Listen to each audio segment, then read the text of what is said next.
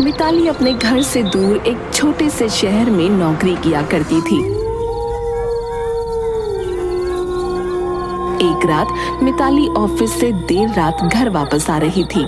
रात काफी हो गई थी और मिताली का घर भी ऑफिस से काफी दूर था, इसलिए मिताली बड़ी परेशान थी। अभी तक बस नहीं आई, अब मैं क्या करूं? कब बस आएगी और मैं कब घर पहुंचूंगी? मिताली बार बार अपनी घड़ी देख रही थी। आधे घंटे खड़े होने के बाद भी किसी बस का नामो निशान नहीं था। मिताली के चेहरे का रंग ही उड़ गया था। वो थक कर बस स्टॉप पर बैठी ही थी कि तभी उसे दूर से एक बस आती दिखी। मिताली जल्दी से खड़ी हो गई। उसने बस को हाथ दिया। बस आकर जैसे ही बस स्टॉप पर रुकी, मिताली फटाफट उस बस में चढ़कर बैठ गई। शुक्र है भगवान का जो ये बस मिल गई, वरना मैं घर कैसे पहुंचती। मिताली बस में बैठ तो गई थी, पर अभी भी उसका ध्यान अपनी घड़ी पर ही था। वो बार बार अपनी घड़ी में टाइम देख रही थी। बार बार घड़ी देखने से तुम्हारा घर जल्दी नहीं आ जाएगा। जी हाँ, पर वो क्या करूं, बहुत रात हो गई है ना, इसलिए बहुत घबराहट हो रही है। लगता है तुम्हारे माँ बाप काफी स्ट्रिक्ट हैं, तभी तुम इतना डर रही हो। घर जाकर डांट ना पड़े। अरे नहीं नहीं, ऐसी कोई बात नहीं है। मैं तो इस शहर में अकेले रहती हूँ। मेरा परिवार तो गांव में रहता है, पर वो है ना कि नया शहर है, देर रात सुनसान रास्ते से जाने में डर तो लगता ही है ना। चलो दूर ही सही, कोई तो है तुम्हारा, मेरा तो इस दुनिया में कोई नहीं। ओह, बड़ा दुख हुआ सुनकर। अचानक बस रुक जाती है। मैडम, आपका बस स्टॉप आ गया है, आपका ध्यान कहाँ है, जल्दी उतरिए। ओह हाँ, बातों बातों में पता ही नहीं चला। अच्छा मैं चलती हूँ, भगवान ने चाहा तो फिर मुलाकात होगी। मिताली बस से उतरकर अपने घर चली जाती है और जल्दी से खाना खाकर सो जाती है।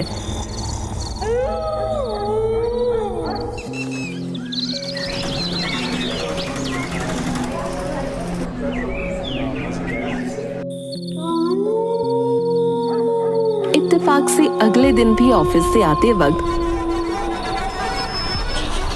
मिताली को वही औरत दोबारा मिल जाती है। दोनों के बीच काफी बातें होती हैं और अब तो वो औरत मिताली को रोज ही मिल जाती। बड़ा ही अजीब इत्तेफाक है, मैं किसी भी वक्त ऑफिस से निकलूं, पर तुम मुझे रोज उसी बस में मिल जाती हो। सही कहा तुमने, शायद ऊपर वाला हमको बार बार मिलवाना चाहता है। मिताली और सुजाता की कुछ ही दिनों में काफी गहरी दोस्ती हो जाती है। दोनों इतनी अच्छी दोस्त बन जाती हैं कि एक दिन मिताली खुद सुजाता से अपने साथ रहने को बोलती है। क्योंकि सुजाता का भी इस दुनिया में कोई नहीं था, इसलिए वो खुशी खुशी मान जाती है।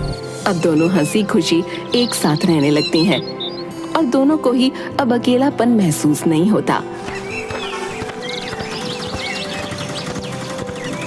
रोज सुबह दोनों अपने अपने काम के लिए निकल जाती और रात को ही मिलती। एक दिन जब सुजाता ऑफिस के लिए निकल ही रही थी कि उसके बैग से अचानक एक खिलौना गिरा। बहुत ही छोटे बच्चे का खिलौना था वो। सुजाता एकदम घबरा गई और उसने झट से वो खिलौना उठाकर वापस बैग में रख लिया और वो ऑफिस के लिए निकल गई। इसके बैग में आखिर खिलौना क्या कर रहा था? ये तो बोल रही थी कि इसका दुनिया में कोई भी नहीं, और खिलौना गिरते ही एकदम ये हड़बड़ा भी गई थी। कुछ तो बात है, मुझे इस पर नजर रखनी होगी। मिताली भी ऑफिस के लिए निकल जाती है।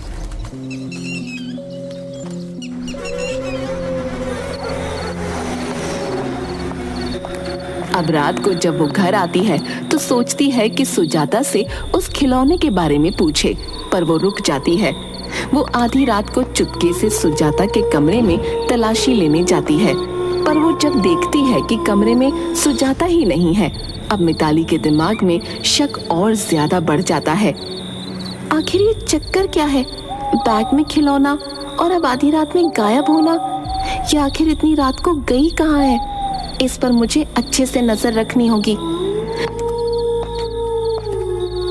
मिताली अब अपनी पूरी नजर सुजाता पर रखने लगती है।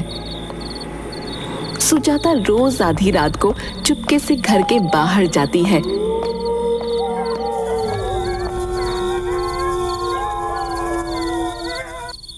एक रात तो मिताली भी सुजाता के पीछे पीछे निकल पड़ती है। पीछा करते हुए वो एक हॉस्पिटल तक पहुंच जाती है। सुजाता हॉस्पिटल के अंदर चली जाती है और मिताली अब और सोच में पड़ जाती है। ये रोज आधी रात को हॉस्पिटल में क्या करने आती है? आखिर कौन है इसका हॉस्पिटल में? इसने बोला था इसका दुनिया में कोई भी नहीं, और आधी रात को छुप कर ही क्यों? मुझे तो लगता है इसके चक्कर में मैं पागल ही हो जाऊंगी। अब मुझे इसकी सच्चाई का पता लगाना ही होगा, तभी मुझे चैन मिलेगा। मिताली तब तो वहां से चली जाती है। पर अगली सुबह वो ऑफिस ना जाकर सीधा हॉस्पिटल पहुंच जाती है। वहां वो रिसेप्शन पर जाकर सुजाता के बारे में पूछती है। मैडम, यहाँ कोई बाहर से आता है तो हम उसका पूरा रिकॉर्ड रखते हैं, और सुजाता नाम की कोई औरत इस हॉस्पिटल में विजिट करने नहीं आई, और ना ही कोई इस नाम का पेशेंट है हमारे हॉस्पिटल में। ऐसा कैसे हो सकता है? मैंने उसे रोज आधी रात को अंदर आते हुए देखा है। आप बोल रही हैं कि यहाँ सुजाता नाम की कोई औरत नहीं आई? जी मैडम, यहाँ कोई सुजाता नाम की औरत नहीं आई। मिताली परेशान होकर घर वापस आ जाती है। थोड़ी देर बाद ही सुजाता भी घर आ जाती है। सुजाता रिमोट उठाती है, टीवी ऑन कर देती है। सिटी हॉस्पिटल में बच्चे चोरी होने का सिलसिला अभी तक नहीं रुक रहा। रोज आधी रात को बच्चे कैसे और कौन गायब कर रहा है, इसका अभी तक पता नहीं चल पा रहा है। ये खबर सुनते ही मिताली सुजाता की तरफ देखती है। सुजाता के चेहरे का रंग उड़ा हुआ होता है कि जैसे पता नहीं उसने आखिर ऐसी क्या खबर सुन ली। सुजाता रिमोट साइड में पटकती है और अपने कमरे में भाग जाती है। मिताली को समझ आ जाता है कि आखिर सुजाता का उस हॉस्पिटल से क्या ताल्लुक है और क्यों रजिस्टर में उसका कोई रिकॉर्ड नहीं है। मिताली उस रात बस सुजाता के जाने का इंतजार ही कर रही होती है।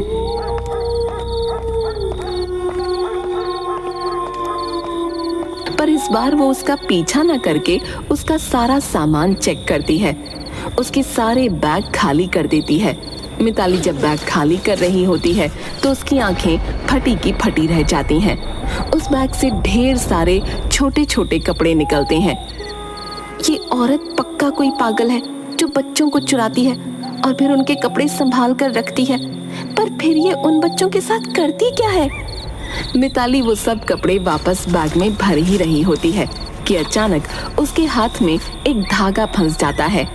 मिताली उस धागे को निकालती है और उसमें एक बंद लॉकेट भी होता है। मिताली जब उस लॉकेट को खोलती है तो वहीं जमीन पर बैठ जाती है। उसके चेहरे का रंग एकदम उड़ चुका होता है।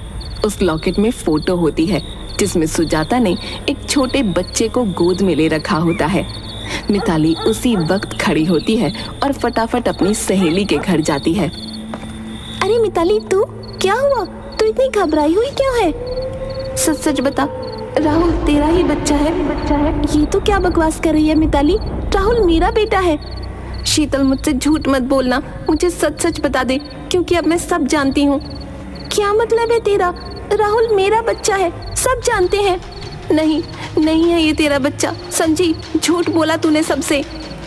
हाँ, मैंने इसे खरीदा है, पर अब ये मेरा बच्चा है समझी, मेरी जान है ये। तूने किसी दूसरे का बच्चा कैसे छीना? कैसे शीतल? क्या करती मैं? मेरे बच्चे नहीं हो सकते थे, और मेरे सास ससुर ने बोल दिया था कि अगर तेरे बच्चे नहीं हो सकते तो हम तुझे नहीं रखेंगे। इसलिए मैंने 9 महीने प्रेग्नेंट होने का नाटक किया, और वो हमें एक औरत ने सिटी हॉस्पिटल में किसी का बच्चा चुराकर हमको बेच दिया। हमने बहुत बड़ी रकम दी है इसकी। वाह शीतल वाह, तूने अपनी खुशी के लिए किसी और का बच्चा चुरा लिया। तुझे पता है, आज भी इसकी माँ आधी रात को अपना बच्चा उस हॉस्पिटल में ढूंढने जाती है। उसे लगता है कि काश आज उसे उसका बच्चा मिल जाएगा, काश आज मिल जाएगा। तू कैसे जानती है इसकी माँ को? क्योंकि वो मेरे साथ ही रहती है। मैं तो उसे ही बच्चा चुराने वाला समझ रही थी, पर वो तो मुझे उसके सामान में ये लॉकेट मिला जिसमें एक फोटो थी, और उस फोटो में वो अपने बच्चे के साथ थी जो उसने बच्चा पैदा होने के तुरंत बाद ही ली होगी। उसके बाद वो कभी अपने बच्चे से नहीं मिल पाई, क्योंकि तुमने उसका बच्चा चुरवा लिया। क्यों करते हैं लोग ऐसा? कैसे किसी माँ से उसका बच्चा छीनकर खुद एक माँ बन सकती हो? माँ तो माँ होती है ना, तो क्या माँ ऐसी होती है? मुझसे गलती हो गई मिताली, मैं डर गई थी और फिर जब वो औरत मुझे मिली तो मुझे एक उम्मीद मिली। मैंने उसके अलावा कुछ सोचा ही नहीं। ये मेरी गलती है। हाँ शीतल, ये तेरी ही गलती है और तुझे अभी के अभी मेरे साथ चलना होगा। आज तुझे 2 काम करने हैं। 2 काम कौन से? जो औरत उस हॉस्पिटल से बच्चा चुराती है तो उसको पुलिस में पकड़वा सकती है, क्योंकि तू ही जानती है कि आखिर वो है कौन। और दूसरा, अभी राहुल को इसकी माँ के पास वापस देना होगा। नहीं मिताली, ये मुझसे ना होगा। मैं राहुल के बिना कैसे रहूंगी? मैं मर जाऊंगी। इसकी माँ सुजाता, वो भी इसके बिना रोज मर ही रही है। शीतल, तू ये पाप अपने सर लेकर जी पाएगी क्या? बोल। शीतल अपने सीने पर पत्थर रखकर राहुल को लेकर आती है और वो मिताली के घर जाते हैं।